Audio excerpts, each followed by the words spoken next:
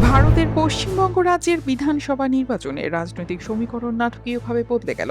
টানা ১৫ বছর ক্ষমতায় থাকার পর নরেন্দ্র মোদীর হিন্দুত্ববাদী দল বিজেপির কাছে বড় পরাজয়ের শিকার হল তৃণমূল কংগ্রেস। ২০২১ সালের নির্বাচনেই পশ্চিমবঙ্গে ক্ষমতায় যাওয়ার আশা করেছিল বিজেপি। সেবার পদ্ম না ফুটলেও বিধানসভা আসন সংখ্যা ৩ থেকে ৭৭-এ গিয়েছিল।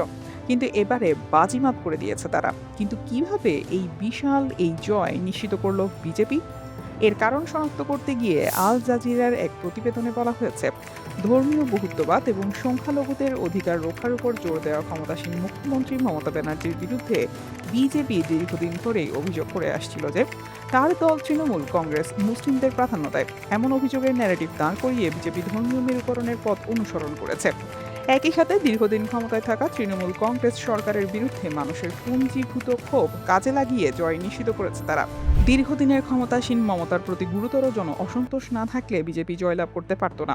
আল জাজিরাকে এমনটাই বলেন ভারতীয় অনেক বিশ্লেষকরা বলছেন, সাধারণ মানুষের অর্থনৈতিক বঞ্চনা এবং ক্রমবর্ধমান চাহিদা থেকে তৈরি হওয়া অসন্তোষ বুঝতে ব্যর্থ হয়েছে মমতার দল। নয়াদিল্লির সেন্টার ফর পলিসি রিসার্চের বরাতে আল জাজিরা জানিয়েছে, পশ্চিমবঙ্গে গ্রামীণ ও শহুরে ভোটারদের দৃষ্টিভঙ্গির মধ্যে বিশাল ব্যবধান। মুসলিমরা বেশিরভাগই গ্রামীণ, শহরবাসীর মধ্যে তুলনামূলক ধর্মীয় মেরুকরণ বেশি। বিশ্লেষকরা আরও বলছেন, এবারে পশ্চিমবঙ্গে কেন্দ্রীয় নির্বাচন কমিশন ছিল অতি তৎপর। ভোটার তালিকা হালনাগাদ SIR এর নামে তারা ৯০ লাখের মতো ভোটারের নাম বাদ দিয়েছে, যা রাজ্যের ৭,৬০,০০,০০০ ভোটারের প্রায় ১২%। এদের বড় অংশই মুসলিম। SIR এর নামে প্রায় ৬০ লাখ মানুষকে অনুপস্থিত বা মৃত হিসেবে ঘোষণা করা হয়, আর ৩০ লাখ মানুষ ভোট দিতে পারেননি, কারণ নির্বাচনের আগে নির্ধারিত অল্প সময়ের মধ্যে তারা মামলাগুলো শুনানির জন্য কোনো বিশেষ ট্রাইব্যুনাল ছিল না। তৃণমূল ও বিভিন্ন রাজ্যের অন্যান্য বিরোধী দল ভোটার তালিকা সংশোধনের এই অসঙ্গতিগুলো তুলে ধরে অভিযোগ করে যে নির্বাচন কমিশন পক্ষপাতমূলকভাবে বিজেপিকে সুবিধা দিয়েছে। মানবাধিকার কর্মী ও পর্যবেক্ষকদের মতে, এই প্রক্রিয়ার ফলে নির্বাচনের আগে মুসলিম ভোটাররা বৈষম্যমূলকভাবে ভোটাধিকার থেকে বঞ্চিত হয়েছেন। এভাবে ছক কষে তৃণমূলের ভোট ব্যাংক কাটা হয়। এবারে নির্বাচন ঘিরে পশ্চিমবঙ্গের রেকর্ড ৩.৫ লাখ কেন্দ্রীয় বাহিনী মোতায়েন, ৬৫০ পুলিশ কর্মকর্তা ও আমলাকে বদলি করে আনা এবং ভোট গণনা কেন্দ্রের ভার প্রধানত কেন্দ্রীয় সরকারি ও রাষ্ট্রায়ত্ত সংস্থার কর্মীদের হাতে তুলে দেওয়াও নির্বাচনে বিজেপিকে সুবিধা পাইয়ে দিয়েছে বলছেন পর্যবেক্ষকরা। বলা হচ্ছে, বিজেপির জন্য পশ্চিমবঙ্গে এই জয় গভীরভাবে প্রতীকীয়। ১৯৫১ সালে বিজেপির পূর্বসূরি ভারতীয় জনসংঘ প্রতিষ্ঠা করেছিলেন এই রাজ্যেরই মানুষ শ্যামপ্রসাদ মুখোপাধ্যায়। ৪৭ সালে বাংলা ভেঙে পশ্চিমবঙ্গকে ভারতের সাথে রাখার পক্ষে ছিলেন তিনি। News desk, দুতিয়াল।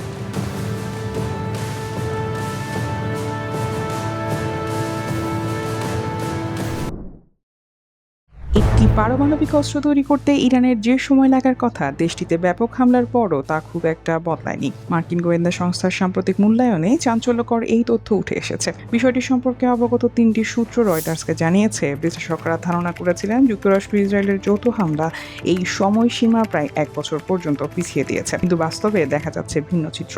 ২ মাস ধরে ইরানের মার্কিন ইসরায়েলি হামলার বড় উদ্দেশ্যই ছিল ইসলামী প্রজাতন্ত্রকে পারমাণবিক বোমা তৈরির পথ থেকে বিরত রাখা। কিন্তু এই সর্বশেষ মূল্যায়ন বলছে, সে লক্ষ্য অর্জনে শোচনীয়ভাবে ব্যর্থ হয়েছে যুক্তরাষ্ট্র ইসরায়েল। গত বছরের জুনে ১২ দিনের যুদ্ধের আগেই মার্কিন গোয়েন্দা সংস্থাগুলো ধারণা করেছিল, ইরান ৩ থেকে ৬ মাসের মধ্যে একটি পারমাণবিক বোমার জন্য প্রয়োজনীয় উচ্চমাত্রার ইউরেনিয়াম উৎপাদন করতে এবং একটি বোমা তৈরি করতে সক্ষম।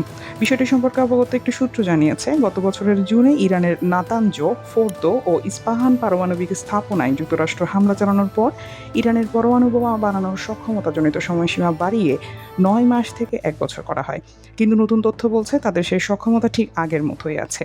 জাতিসংঘের পারমাণবিক পর্যবেক্ষক সংস্থা এখনও ইরানের হাতে থাকা ৪৪০ কেজি ৬০% সমৃদ্ধ ইউরেনিয়ামের অবস্থান নিশ্চিত করতে পারেনি। আন্তর্জাতিক আণবিক শক্তি সংস্থা IAEA মনে করে, এই পরিমাণ উচ্চমাত্রার ইউরেনিয়াম আরও সমৃদ্ধ করা হলে তা দিয়ে অন্তত ১০টি পারমাণবিক বোমা তৈরি করা সম্ভব। সূত্রগুলো বলছে, ইরান একটি পারমাণবিক অস্ত্র তৈরি করতে কত সময় নেবে এই হিসাব অপরিবর্তিত থাকার অন্যতম কারণ হলো চলমান যুদ্ধে যুক্তরাষ্ট্র ইসরায়েল পরমাণু স্থাপনার চেয়ে সামরিক স্থাপনাকে লক্ষ্যবস্তু হিসেবে নির্বাচন করেছে। ইসরায়েল ইরানের পরমাণু সমৃদ্ধকরণ স্থাপনার সংশ্লিষ্ট কিছু লক্ষ্যবস্তুতে হামলা চালালেও যুক্তরাষ্ট্র মূলত প্রচলিত সামরিক লক্ষ্যবস্তুকেই বেছে নিয়েছে। অনেক বিশ্লেষকের মতে, মূলত গত বছরের জুনের হামলার পর ইরানে এমন বড় কোনো পারমাণবিক লক্ষ্যবস্তু অবশিষ্ট নেই যা সহজে এবং নিরাপদে ধ্বংস করা সম্ভব। এটিও ইরানের পরমাণু বোমা তৈরির সক্ষমতার সময়সীমা অপরিবর্তিত থাকার আরেক কারণ হতে পারে। মার্কিন গোয়েন্দা বিশ্লেষকরা বলছেন, ধারণা করা হচ্ছে ইরানের হাতে থাকা পারমাণবিক উপাদানগুলো গভীর ভূগর্ভস্থ স্থানে রাখা হয়েছে, যেখানে মার্কিন অস্ত্র পৌঁছাতে পারে না। এই প্রেক্ষাপটে চলমান যুদ্ধে যুক্তরাষ্ট্র এমন কিছু ঝুঁকিপূর্ণ অভিযানের কথাও ভেবেছে যা ইরানের পারমাণবিক কর্মসূচিকে উল্লেখযোগ্যভাবে বাধাগ্রস্ত করতে পারে। এর মধ্যে রয়েছে ইস্পাহানের টানেলে সংরক্ষিত উচ্চমাত্রার ইউরেনিয়াম উদ্ধার করতে স্থল অভিযান চালানোর পরিকল্পনা, তবে সেটি মার্কিন সেনাদের ব্যাপক প্রাণহানি বয়ে আনার আশঙ্কা রয়েছে। এদিকে ইরান বরাবর দাবি করছে তারা পারমাণবিক অস্ত্র তৈরির চেষ্টা করছে না। মার্কিন গোয়েন্দা সংস্থা এবং IAEA বলছে 2003 সালে তেহরান তাদের ওয়ারহেড উন্নয়ন কর্মসূচি বন্ধ করেছিল।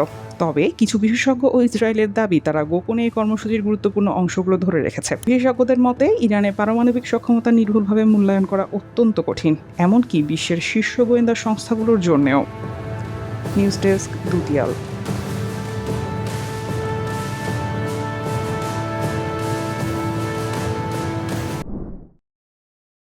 মধ্যপ্রাচ্যে চলমান উত্তেজনার মধ্যে হরমুজ প্রণালীতে যুক্তরাষ্ট্রের নৌবাহিনীর বিরুদ্ধে ইরান ডলফিন ব্যবহার করতে পারে এমন দাবি ঘিরে চাঞ্চল্য ও আলোচনা শুরু হয়েছে। যদিও বিষয়টি এখনও নিশ্চিত নয়, তবে বিভিন্ন মার্কিন সংবাদ মাধ্যম সহ প্রভাবশালী আন্তর্জাতিক অনেক সংবাদ মাধ্যমে এমন সম্ভাবনার কথা উঠেছে। যুক্তরাষ্ট্রের প্রতিরক্ষা মন্ত্রী পিট হেগসেথ এ বিষয়ে সাংবাদিকদের প্রশ্নের জবাবে বলেন, ইরানের কাছে কোনো মাইন বহনকারী ডলফিন আছে কিনা এমন তথ্য তিনি নিশ্চিত করতে পারেন না। একই সঙ্গে তিনি বলেন, যুক্তরাষ্ট্রের এমন ডলফিন আছে কিনা সেটিও তিনি নিশ্চিত বা অস্বীকার করতে চান না। তবে তিনি বলেন, ইরানের এমন কোনো সক্ষমতা নেই বলে তার ধারণা। চলতি সপ্তাহে ওয়াল স্ট্রিট জার্নালের এক প্রতিবেদনে দাবি করা হয়, ইরানি কর্মকর্তারা মাইন বহনকারী ডলফিন ব্যবহার করে মার্কিন যুদ্ধজাহাজে হামলার সম্ভাবনার কথা বিবেচনা করছে।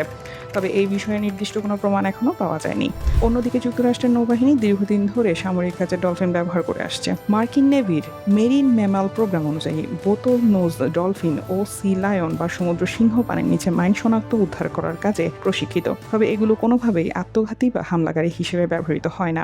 বিশেষজ্ঞরা জানান, ডলফিনদের সোনার ক্ষমতা অত্যন্ত উন্নত, যা অন্ধকার বা ঘোলা পানিতেও বস্তু শনাক্ত করতে সহায়তা করে। এই কারণেই তারা পানির নিচে মাইন শনাক্তে কার্যকর ভূমিকা রাখে। রাশিয়াও অতীতে বন্দর নিরাপত্তায় সামুদ্রিক প্রাণী ব্যবহার করেছে বলে জানা যায়। তবে ইরান 2000 সালে ডলফিন সংগ্রহ করলেও বর্তমানে তাদের কোনো সক্রিয় সামরিক ডলফিন কর্মসূচি আছে এমন কোনো প্রমাণ নেই। সব মিলিয়ে মাইন বহনকারী ডলফিন ব্যবহারের ধারণাটি এখনও নিশ্চিত তথ্য নয়, বরং আন্তর্জাতিক সংবাদ মাধ্যমে আলোচিত একটি সম্ভাব্য ও বিতর্কিত দাবি হিসেবে রয়ে গেছে। তবে এটি যদি সত্য হয়, তাহলে হরমুজ প্রণালীতে আরও বিপদে পড়বে মার্কিন বাহিনী। ডলফিন বহনকারী মাইনের আকস্মিক আত্মঘাতী হামলায় ধ্বংস হতে পারে একের পর এক যুদ্ধজাহাজ। কোনো বিশ্লেষকের মতে, যুদ্ধের শুরু থেকেই ইরান নানাভাবে শত্রুকে চমকে দিয়েছে। তাদের সক্ষমতা সম্পর্কিত পূর্ব ধারণা বারবার ভুল প্রমাণ করেছে তারা। সেসব বিবেচনায় নিলে তেহরানের কাছে মাইন বহনকারী প্রশিক্ষিত ডলফিন থাকলেও থাকতে পারে, সেটা অসম্ভব কিছু নয়। বিভিন্ন সময়ে ইরানের নেতারা জোরালো হুমকি দিয়ে বলছে, যুদ্ধে লড়াই চালিয়ে যেতে তাদের হাতে আরও অনেক কার্ড আছে, হয়তোবা আত্মঘাতী ডলফিনও হতে পারে তাদের একটি। News desk, দুতিয়াল।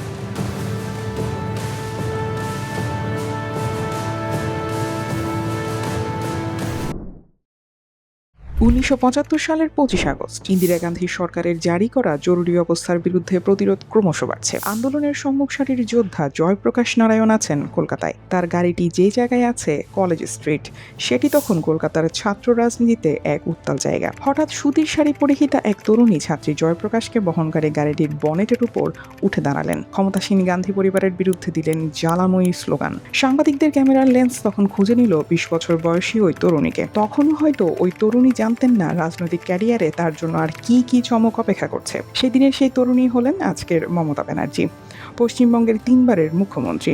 কলেজ স্ট্রিটের সেই ঘটনার পর থেকে আজ পর্যন্ত পশ্চিমবঙ্গ, বিশেষত কলকাতা ছিল যার কাছে দুর্গের মতো, কিন্তু সেই হিসাব নিকাশ পাল্টে গেল বিজেপির কাছে ভূমিধস পরাজয়ে।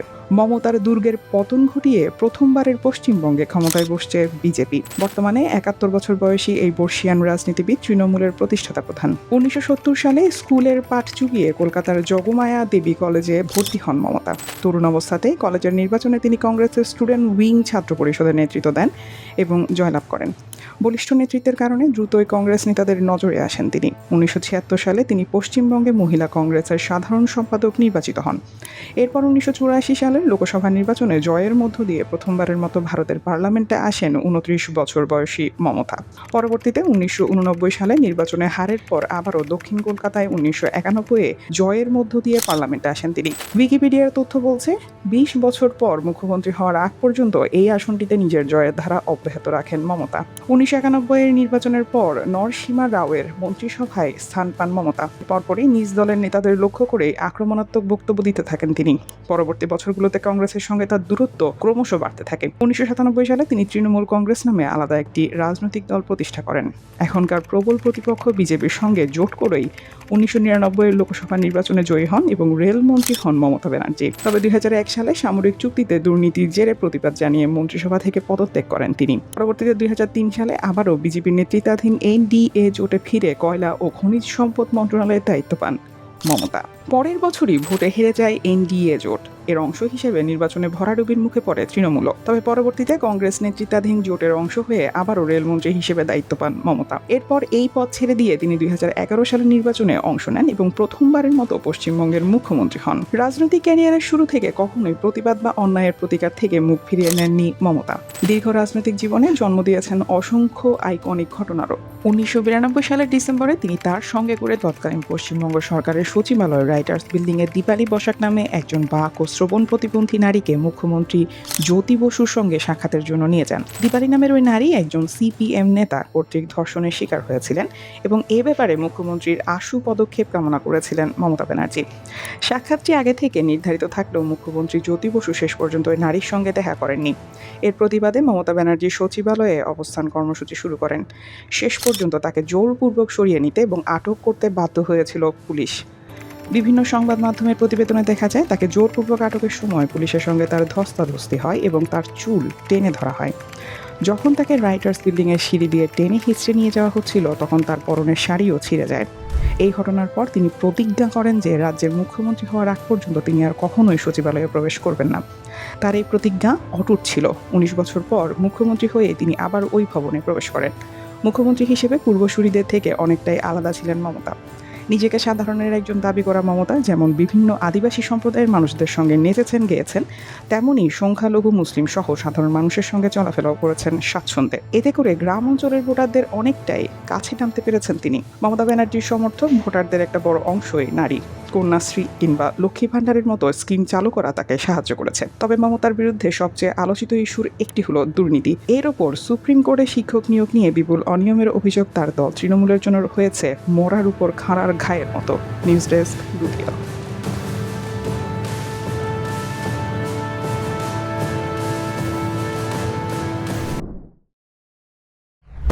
ইতিহাসে প্রথমবারের মতো পশ্চিমবঙ্গ জয় করেছে ভারতের প্রধানমন্ত্রী নরেন্দ্র মোদীর বিজেপি। এটিকে হিন্দুত্ববাদী দলটির জন্য বিশাল এক বিজয় হিসেবে দেখা হচ্ছে।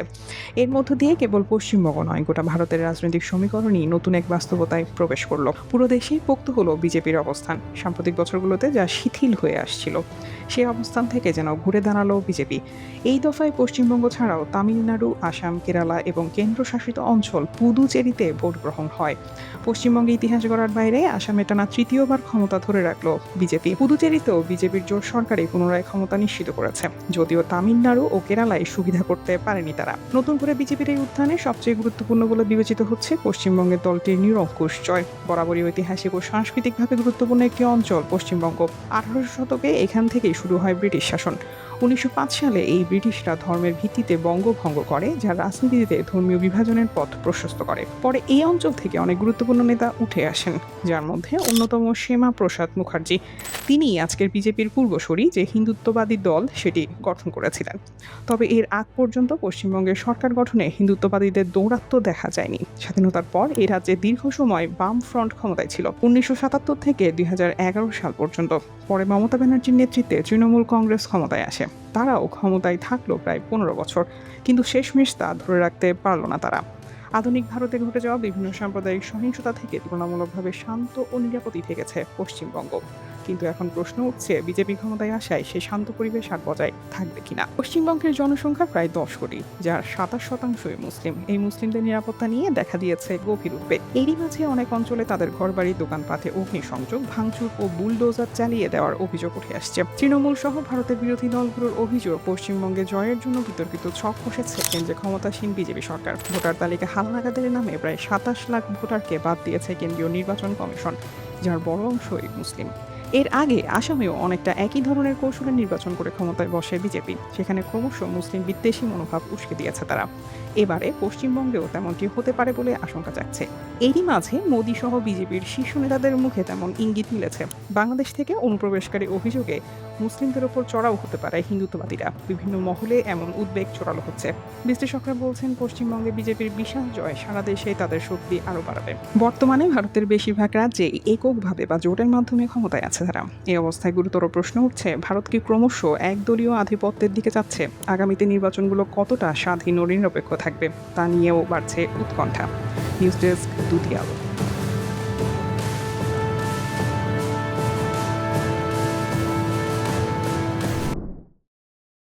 পশ্চিমবঙ্গ বিধানসভা নির্বাচনের ফলাফল প্রকাশের পর নজিরবিহীন রাজনৈতিক সংকটের সৃষ্টি হয়েছে।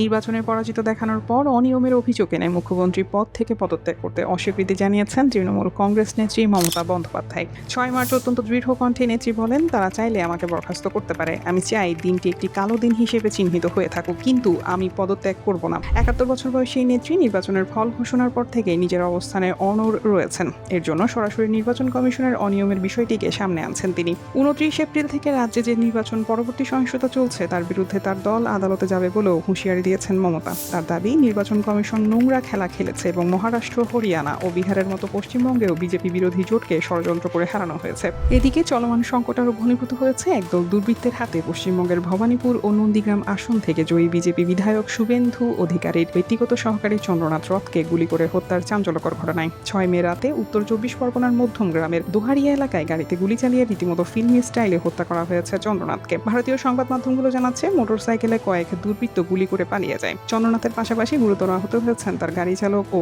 আরেক সহযোগী। দুর্বৃত্তরা চন্দ্রনাথের মাথায় গুলি করে। ওই অবস্থায় প্রায় 1 কিলোমিটার গাড়ি চালিয়ে চালক তাকে নিয়ে যান মধ্যম গ্রামের বিভা সিটি মাল্টি স্পেশালিটি হাসপাতালে। সেখানে তাকে মৃত বলে ঘোষণা করা হয়। জানা গেছে, চন্দ্রনাথ যে গাড়িতে ছিলেন ঘটনার আগে আরেকটি গাড়ি সামনে গিয়ে সেটির পথ রোধ করে। পেছনে ছিল 3টি মোটরসাইকেল। চন্দ্রনাথের গাড়ি থামতেই মোটরসাইকেল থেকে নামে দুর্বৃত্তরা।